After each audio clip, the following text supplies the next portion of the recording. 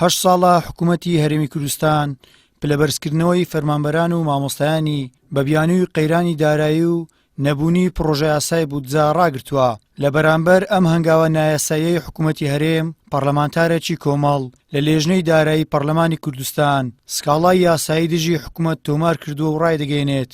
داوا یاساییەکەی ناکشێنێتەوە تا ئەو کاتەی ماف بۆ مافخوراوان دەگەڕێنێتەوە. لە سەرەتای ساڵی 2016 بۆ ئێستا پلەبەرزکردنەوەی مامۆستایان و فەرمانبەران ڕاگیراوە. نزیکەی 365,000 مامۆستا و فەرمانبەر مانگانە کەمتر لەو موچەیە وەرەگرن کە شایستەین بۆ هۆی ڕاگررتنی پلەبەرزکردنەوەکەیانەوە.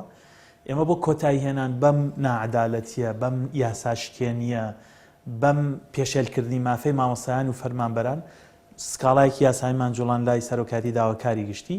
ئەوان لەم ڕۆژانە 16دا وەڵامیان داینەوە کە وەڵامێکی وەزارەتی دارایی هاوپێچکرا بوو پاساوی ڕاگررتنی پلەبەرزکردنەوەیان بە نەبوونی یاسای بۆ جێهێناوەتەوە. بەڕاستی ئەم وەڵامە خۆی زۆر سەیرە، چونکە ناکرێت کارێکی نایاسایی ببێتە پاساوی کارێکی تری نایاسایی. نەبوونی یاسای بۆجە هەر خۆی بۆ خۆی پێشەرکارێکی تری نایاساییە. بۆیە من بڕیارمدا جەخت کەمەوە لەسەر سکاڵاکە و لەسەر داواڕەواکە و داوا بکەمەوە داواکاری گشتی ئەم بابەتە وەکو دۆسیەک بجوڵێنەوە سکاڵاکار بێ لە بری 365,000 مامۆستا و من ئامادەم لەگەڵ ئەو دادگایە و قۆناغەکانی هەمووی بڕۆم. ئابووریناسێک پێی وایە پلەبەرزکردنەوە مافێکی یاسایی هەموو فەرمانبەرێکە، بەڵام ناشگونجێت بەرزکردنەوەی پلەوەزیفیەکان جیاوازی تێدا بکرێت لە وەزارەتێکەوە بۆ وەزارەتێکی دیکە، بەو پێی کار دەکاتە سەر بەرهەمی فەرمانبەری وەزارەت و فەرمانگەکان.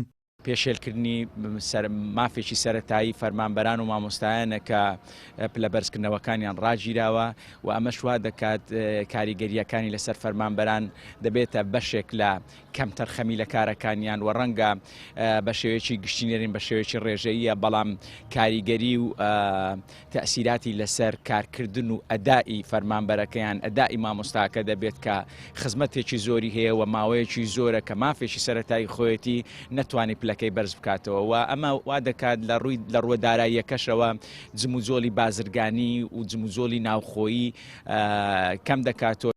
سێسەرۆکایەتەکەی هەرێم، وەزارەتەکانی ناوخۆ و پێشمەرگا، ئەنجومەنی دادوەری پلەبەرزکردنەوە بۆ فەرمانبەرانیان ئەنجام دراوە، بەڵام تەواوی فەرمانبەر و وەزارەتەکانی دیکە پشتگوێ خراون.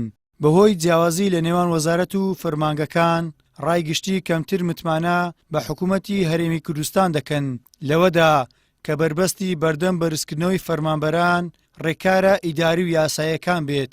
بە پێچەوانەوە پێیان وایە هاوشێوەی پاساوە بێ بناماکانی دیکە، ئەمەش پاساوێکی دیکەی حکوومەتە تا لەم ڕێگەیەشەوە پارە لە هاوڵاتیان و بە تایبەت فەرمانبەران بکێشێتەوە.